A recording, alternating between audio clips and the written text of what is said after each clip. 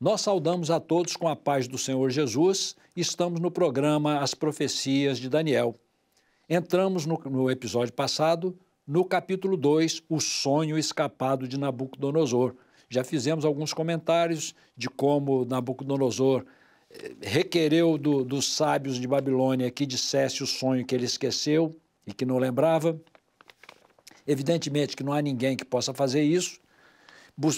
Baixou um decreto para que matasse todos os sábios de Babilônia que estavam buscando palavras de mentiras para falar na presença dele. Daniel pertencia à casta de sábios, buscaram Daniel para matá-lo também. Ele reuniu com os outros 3 companheiros, oraram a Deus e Deus revelou o sonho e a interpretação também. Então ele procurou o capitão da guarda o introduziu à presença do rei Nabucodonosor e ele começa o diálogo com o rei Nabucodonosor, dizendo que Deus revelou a ele o sonho. E disse que, ao Deus revelar e ao ele transmitir o sonho que ele esqueceu e a interpretação, ele não está fazendo isso que era superior a ninguém, nem mais sábio do que ninguém, mas há um Deus no céu que revela os segredos e que Deus revelou o segredo para que fizesse saber a Nabucodonosor o que seria depois dele, porque ele estava na cama dele antes de ter o sonho, pensando o que seria depois dele, e que o Senhor, então, fez saber através desse sonho escapado, que Daniel vai revelar, vai transmitir o que vai ser. Então, nós vamos dar início a este episódio, já com Daniel dando início à revelação do sonho. Ele vai dizer o sonho que ele teve. Conosco aqui o pastor Gerson. A paz do Senhor, pastor Gerson. Paz do Senhor, pastor Antônio Carlos e aqueles que nos acompanham. Vamos dar sequência a esse capítulo maravilhoso. Eu quero dar continuidade, pastor Antônio Carlos, aquilo que você explicou, resgatando o versículo 30 Sim. do capítulo 2, que diz assim: "E a mim me foi revelado este segredo, não porque haja em mim mais sabedoria do que em todos os viventes, mas para que a interpretação se fizesse saber ao rei e para que entendesses os pensamentos do teu coração." E aí ele começa a declarar o sonho a partir do verso 31, e eu vou dar continuidade nessa leitura. Vejam, insistindo naquilo que foi dito no episódio anterior, o que é revelação? Revelação é aquilo que está oculto e que Deus mostra, que Deus revela, que Deus descortina para que nós possamos participar daquilo que Ele quer que conheçamos. Então vejam que revelação extraordinária. Verso 31 diz: "Tu, ó rei, estavas vendo, e eis aqui uma grande estátua. Essa estátua, que era imensa, cujo esplendor era excelente, e estava em pé diante de ti, e a sua aparência era terrível. A cabeça daquela estátua era de ouro fino, o seu peito e os seus braços de prata, e o seu ventre e as suas coxas de cobre, as pernas de ferro, os seus pés em parte de ferro e em parte de barro. Estavas vendo isso quando uma pedra foi cortada sem auxílio de mão, a qual feriu a estátua nos pés de ferro e de barro e os esmiuçou." E o verso 35 diz: "Então foi juntamente esmiuçado o ferro, o barro, o bronze, a prata e o ouro, os quais se fizeram como uma pragana das eiras do estio. E o vento os levou, e não se achou lugar algum para eles. Mas a pedra que feriu a estátua se tornou grande monte e encheu toda a terra." Então, pastor Antônio Carlos e aqueles que nos acompanham, nós observamos no verso 31 essa grande estátua, uma estátua imensa, aquilo que assustou o próprio Nabucodonosor. E no verso 32 ele começa a detalhar os materiais que compunham aquela estátua. Ela não era de um material único, ela não era toda de ouro, nem toda de prata, ou bronze, ou ferro, ou barro, mas ela tinha partes dela separadas. Então, a cabeça da estátua era de ouro fino, o peito e os braços eram de prata, o ventre e as coxas eram de cobre, o texto usa a expressão bronze, e as pernas de ferro. E os pés, interessante que era uma mistura, né, de ferro e parte de ferro e parte de barro. E no verso 34 mostra uma pedra que foi cortada sem o auxílio de mãos e feriu aquela estátua e ela veio abaixo, tornando-se em pó, e o vento bateu, né, como diz o verso 35, e foi esmiuçada para a gana das esteiras do estio, e o vento os levou e não se achou lugar para eles. Mas a pedra que feriu a estátua se fez em grande monte e encheu toda a terra. Eu vou passar, então, a palavra ao pastor Antônio Carlos para ele abrir um pouco esse assunto no teor do sonho, pastor Antônio Carlos. Perfeitamente. Então, nós vamos pedir vamos colocar a imagem da estátua na tela. Evidentemente que é uma imagem figurativa. Tem uma face ali também que é figurativa também. Não tem... O importante é entender a revelação, não é? Então, o que a descrição de Daniel na revelação do sonho, nós estamos falando só daquilo que ele viu. Uma grande estátua, imensa. Então, os detalhes da estátua, é a figura de um homem. É importante isso, porque o foco dessa revelação era no homem. Então, o centro da revelação e sua interpretação está focada no homem. Quando fala no homem, diz muita coisa que ainda faremos os comentários, não é? Então, como que era essa estátua? A cabeça de ouro fino, o peito e braços de prata, o ventre e coxas de cobre, as pernas de ferro e os pés de ferro misturado com barro. Estamos vendo a estátua aí na tela, figurativa, não significa que foi exatamente isso, é só para se ter uma ideia, essa estátua imensa. Então, vê uma pedra cortada sem mão. Observação, a pedra não fazia parte da estátua. Veio uma pedra, esmiuçou desde os pés até a cabeça. Se tornou tudo poeira e foi levado, e essa pedra se tornou um grande monte. Então, isso foi a visão. Foi o sonho que Nabucodonosor teve, esqueceu, e que Daniel revelou, e é claro que ao revelar, o rei lembrou de tudo e confirmou que foi isso mesmo que ele viu e foi esse sonho mesmo que ele esqueceu. Em seguida, Daniel vai dar a interpretação. Vou pedir a continuidade aqui pelo pastor Gerson. Essa estátua aponta para o governo do homem, que envolve, evidentemente, o sistema político e um sistema religioso que acompanha os governos mundiais, né? A gente observa que é uma estátua que fala de um sonho que alcança até os nossos dias. Então, vamos diretamente à interpretação ou ao entendimento que nós temos. A cabeça de ouro era o Império Babilônico, que referia-se a Nabucodonosor, né, que era chamado do rei dos reis. O rei sobre todas as nações, não é verdade? Pastor Gerson. A prata, pois não. Podíamos ler o texto e depois continuar. Você continuar os comentários, né? Está a partir do verso 37... Aliás, o 36. Vamos começar então pelo verso 36, que fica mais claro depois Fica. para o entendimento dos irmãos. Muito bem. Então vamos ler o verso 36. Este é o sonho e também a sua interpretação. Diremos na presença do rei. Também a sua interpretação diremos na presença do rei.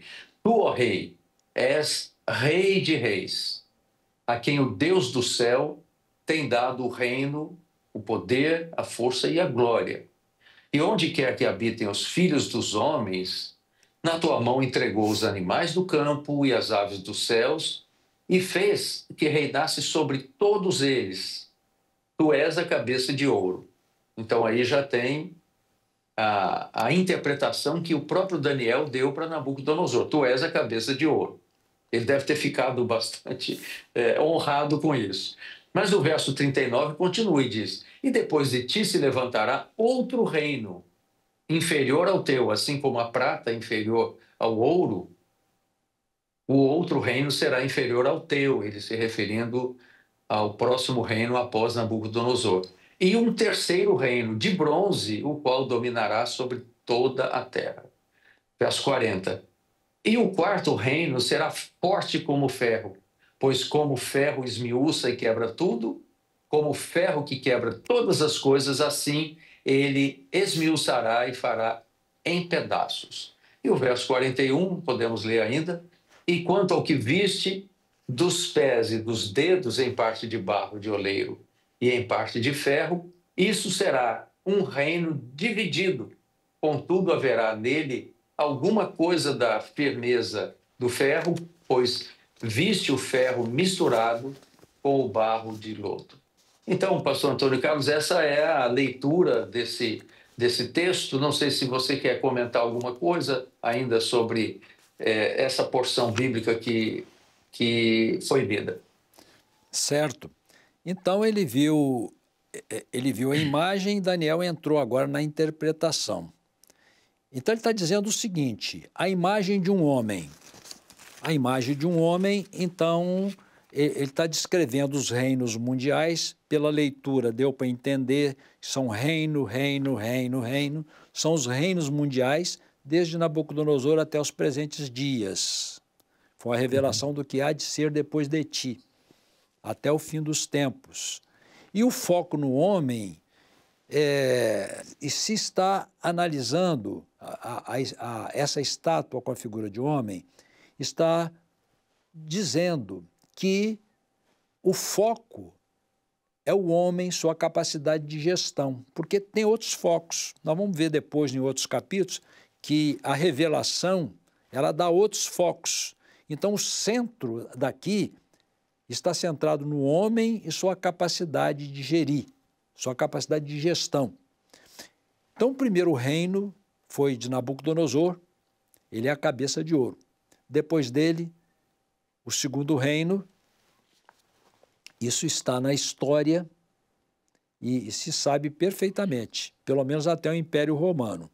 Então, em seguida, o peito e os braços de prata é o reino depois de Nabucodonosor, depois do reino babilônico, foi o reino medo-persa. Depois dele, o ventre e as coxas de cobre ou de bronze, se referindo ao Império Greco-Macedônico de Alexandre o Grande. E depois as pernas de ferro diz respeito ao Império Romano. Então, a interpretação do sonho está dizendo a Nabucodonosor o que haveria de ser depois dele, mostrando essa estátua representativa dos diversos reinos. E chegou-se no Império Romano, até aqui está na história. E depois o salto para os pés, que fala do último reino do mundo. A palavra fala a respeito disso, que é um reino dividido, em parte ferro e em parte barro. Quando se fala do ferro, lembra-se do ferro das pernas, que era o Império Romano. Misturado com o barro fala sempre da semente humana, sempre do homem, sempre das suas fragilidades. Então, por um lado, ele vai ser forte e, por outro lado, vai ser fraco. Outra coisa que ressalta nessa estátua, eu creio que o pastor Gerson ainda vai abordar mais um pouco vai explorar mais um pouco essa questão dos reinos. Mas logo aqui no verso 39, quando diz que Nabucodonosor é a cabeça de ouro, a palavra diz assim, Daniel interpretando: depois de ti se levantará um reino inferior ao teu. Então, o que a própria interpretação, a própria revelação está dizendo? Que o maior reino que teve foi o de Nabucodonosor, porque o ouro é o metal mais nobre, e que tudo depois dele viria em decadência. Começa com a cabeça, termina com os pés. Começa com ouro, termina com barro. Tudo viria em decadência. Aí já fazer logo uma abordagem de uma vez, mas como que o reino inferior conquistou o reino superior? Porque as descendências, os descendentes não têm a mesma cabeça que o patriarca, não é? E outra coisa, a coisa que se verá à frente, que a força bélica supera muitas vezes a capacidade de gestão. A força de exército que conquista, se faz até um exemplo, assim, um paralelo, né? Mas talvez até um pouco grosseiro, mas que se dá para entender. Um pai gera uma fazenda muito bem construída, ele foi a cabeça, como Nabucodonosor foi a cabeça dos reinos, não é? Então ele foi a cabeça que gerou. O filho acompanhou com ele, o filho não foi o gerador, não foi a cabeça, mas aprendeu a lidar. Depois da passagem do pai dele, ele pode até explorar mais um pouco, até engrandecer mais o reino, só que ele não foi a cabeça. Então a cabeça de tudo, por isso ele está acima de todos, foi Nabucodonosor. E vai chegar até nos pés de barro, que fala do último reino do mundo. E nós estamos falando aqui de todos esses reinos, de reinos universais. Hoje nós estamos divididos, o mundo todo dividido por países, né? Então vai precisar a globalização, vai precisar a unificação para chegar no reino mundial, no reino universal mundial. Mas todos esses reinos eram reinos universais. E a outra coisa que se observa, que depois disso, eu acho que o pastor Gerson não chegou nem a ler sobre a pedra. Então, eu vou parar... Ainda não, é? Eu vou parar aqui, pastor Gerson, para os seus comentários, e depois a gente volta para falar da pedra. Ou se você quiser também entrar, pode entrar. Esteja à vontade. Eu posso ler, então, pastor Antônio Carlos, do 42 ao 45, para ficar claro para os irmãos? Pode. O 42 diz assim: e como os dedos dos pés eram em parte de ferro e em parte de barro, assim por uma parte o reino será forte e por outra será frágil. Quanto ao que viste do ferro misturado com o barro de lodo, misturar-se-ão com semente humana, mas não se ligarão um ao outro, assim como o ferro não se mistura com o barro. Mas nos dias desses reis, o Deus dos céus levantará um reino que não será jamais destruído. E este reino não passará a outro povo, esmiuçará e consumirá todos esses reinos, mas ele mesmo subsistirá para sempre. Da maneira que viste que do monte foi cortada uma pedra, sem auxílio de mãos, e ela esmiuçou o ferro, o bronze, o barro, a prata e o ouro, o grande Deus fez saber ao rei que há de ser depois disso. Certo é o sonho e fiel a sua interpretação. Então, pastor Antônio Carlos e irmãos, nós observamos a malignidade do governo humano, né? Eu estava comentando sobre o sistema de governo ímpio, né? Do governo gentílico, que começa, como você observou bem, né? Com o metal nobre, que é o ouro, e vai caindo, né? A gente observa que, se você olhar o peso específico do ouro, da prata, do cobre, do ferro, é uma coisa decrescente, né? O ouro é praticamente 2 vezes o peso específico da prata e vai diminuindo porque os metais vão sendo inferiores um ao outro até chegar no barro, que é uma porção sem resistência nenhuma.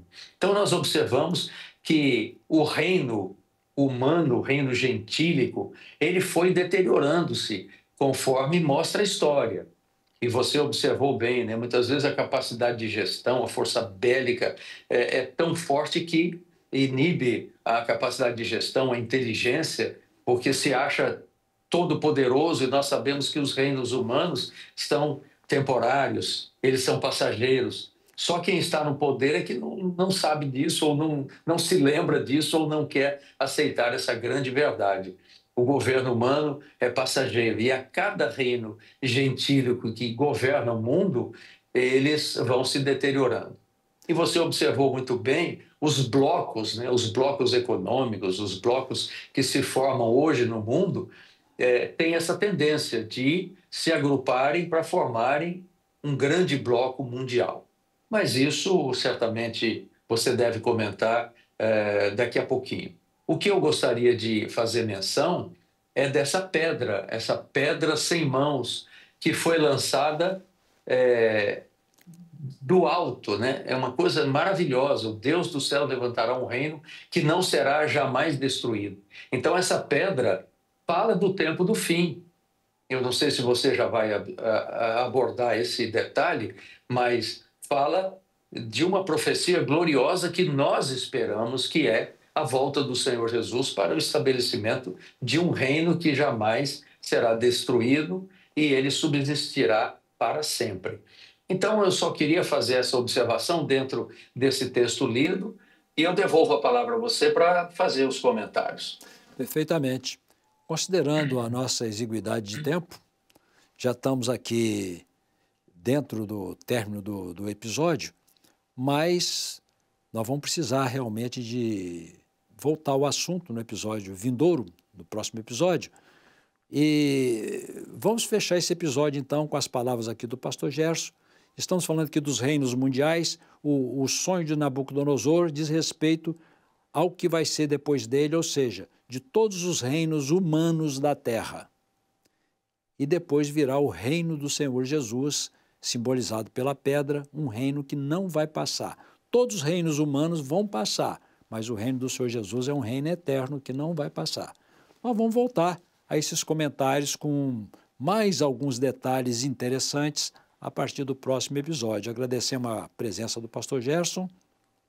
Amém. Paz do Senhor, pastor Antônio Carlos e aqueles que nos acompanham. Até o próximo episódio. Estaremos juntos, se Deus quiser.